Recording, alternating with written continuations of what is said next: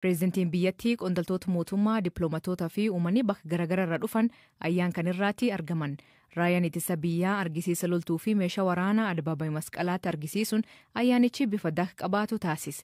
Ayyaanni kuniin magaalaa Finfinnee keessatti jeequmsa keessummeessee ture. Guyyaa yaadannoo Adwaa irratti feestivaala Kibraadoo jedhu qopheessuun waggoota 7 darbanii fi imal miilaa Adabaabaayii Minilik irraa aga Dildila Dawaatti taasisuun kan beekamu Artiist Mikaa'el Miliyoon sagantaan isaanii kuniin qaamolee nageenyaan gufachiifamuu BBC'tti hime. እንዲንቀሳቀስ አልፈለጉም ከዚህ በፊት ወዳዳ ድልድይ ጉዞ ይደረጋልና ዋናነታቸውን በርባን amma dura gara Dildila Adawaatti imalli ni godhama ture. Irra caalaan imalli gara Dildila Adawaa akka hin godhamne Adabaabaayii irratti imalli baay'een akka hin jiraanne waan barbaadan fakkaata. Nama bakka bakkatti adda baasanii waan hambisaniif sagantaa Adabaabaayichaa dafanii xumuruuf fedhiin akka ture agarsiisa.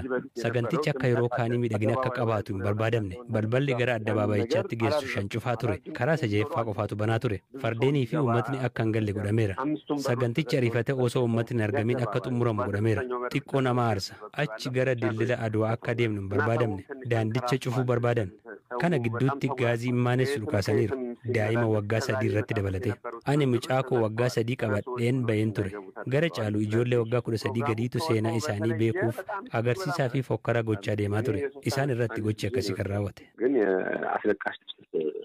እንትን ብለዋል እና አብዛኛው ከግማሽ በላይ ቤታቸው ከ16 ዓመት በታች ያለ ልጆች ናቸው ልጆች ነው ታቦን ጎርጊሲ በየሶ ጅሩት በተስካኒቲ ከሰት ጋዚ ማነሱ ከን ዱካፈም namni sachumaan bittinaa taabotin sardame galeera nurrattammoo daandii keenya hundarratti dhukaa ture karaa sarratanyaa safaraa gara 4 kiiloo osoo bahaa jirruuti daandicha kutuuf kan dhukaafame kana gidduutti ijoollee baay'een nu jalaa miidhamaniiru.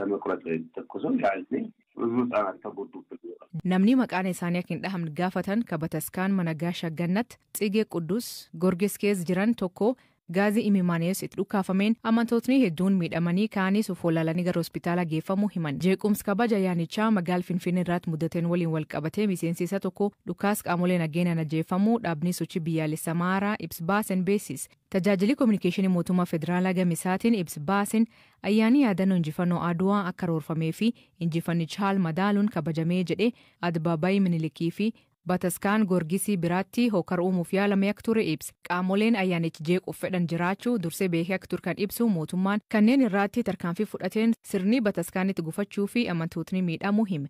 Mootummaan qaamoleen rakkoo kan uuman adda baasee tarkaanfii akka fudhate beeksise. Waa'ee miidhama dhaqqabee fi lubbuu namaa darbuu ilaalchisee poolisii magaalaa Finfinnee irraa odeeffannoo dabalataa argachuuf yaallee hin milkoofne.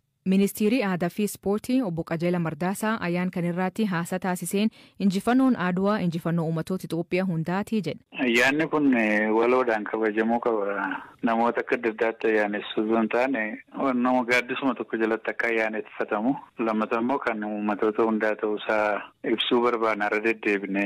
Adwaan mirga achitti argame kun mirga sabaaf sablammoota biyyattii keessatti qooda fudhatan gootota biyya kanaa keessatti fudhatanii kan dhufedha malee kan nama muraasaan yookaan waan akka tasaa dhufe miti. Garuu seenaa darbe keessatti kan ol baasanii himamuu waan nama tokkootiif nama lama fakkeessanii dhiyeessuu taamrii yookaan immoo haala addaatiin nam tokko injifannoo kana galmeesseetii fi namoota muraasni injifannoo kana fidaniitti warri akeekan jiru kun hin ta'u. Seenaan kun ifa bahee hundumtuu akka keessatti qooda qabu keessumaayyuu immoo qooda olaanaayyuu akka qabu qaamota biraa ta'anii otoo jiranii gar tokkotti jallisuun kun seerri miti jennee walitti harkisu.